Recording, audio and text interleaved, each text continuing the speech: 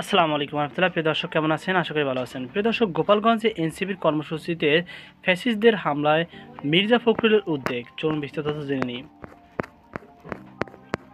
প্রিয় দর্শক, গোপালগঞ্জে এনসিপির পূর্ব ঘোষিত মার্চ টু গোপালগঞ্জ কর্মসূচিতে পতিত আওয়ামী ফ্যাসিস্ট সরকার সন্ত্রাসীদের ন্যাক্কারজনক হামলার ঘটনায় গভীর উদ্বেগ প্রকাশ করেছেন বিএনপির মহাসচিব মির্জা ফখরুল ইসলাম আলমগীর।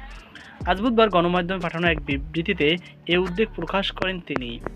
বিবৃতিতে বিএনপির মহাসচিব বলেন, ছাত্র জনতার আন্দোলনের আওয়ামী লীগ স্বৈরাচার শাসক গোষ্ঠীর পতনের পর দুষ্কৃতিকারীরা আবারও দেশে অস্থিতিশীল পরিস্থিতি সৃষ্টিসহ নৈরাজ্যের মাধ্যমে ফায়দা হাসিলের অপতৎপরতা লিপ্ত হয়েছে। আজ গোপালগঞ্জ এনসিপির পূর্ব ঘোষিত কর্মসূচির উপর বর্বরচিত হামলা, ককটেল বিস্ফোরণ, ইউএনও সহ আইনশৃঙ্খলা রক্ষাকারী বাহিনীর গাড়িতে অগ্নিসংযোগ ও পুলিশ সদস্যদের আহত করার বর্বর ঘটনা সেই অপতৎপরতাই বহিঃপ্রকাশ।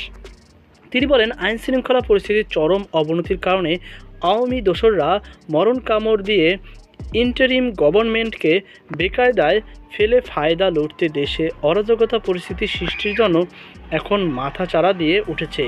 এসব দুষ্কৃতকারীদের কঠোর হস্তে দমন ছাড়া বিকল্প কোনো পথ নেই। গণতন্ত্র ও মানুষের ভোটের অধিকার প্রতিষ্ঠাসহ দেশে যাতে আবারও ফ্যাসিবাদের উত্থান হতে না পারে, সেজন্য দেশের মানুষের জানমাল রক্ষায় দল মত নির্বিশেষ সকল শ্রেণী পেশার মানুষকে ঐক্যবদ্ধ থাকতে হবে। এর ব্যত্যয় হলে দেশ আবারও স্বাধীনতা সার্বভৌমত্ব রক্ষায় হুমকির মুখে পড়বে। গোপালগঞ্জ এনসিপির পূর্ব ঘোষিত কর্মসূচিতে হামলাকারী দুষ্কৃতকারীদের অবিলম্বে গ্রেপ্তার ও দৃষ্টান্তমূলক শাস্তির জোর আহ্বান জানান মির্জা ফখরুল।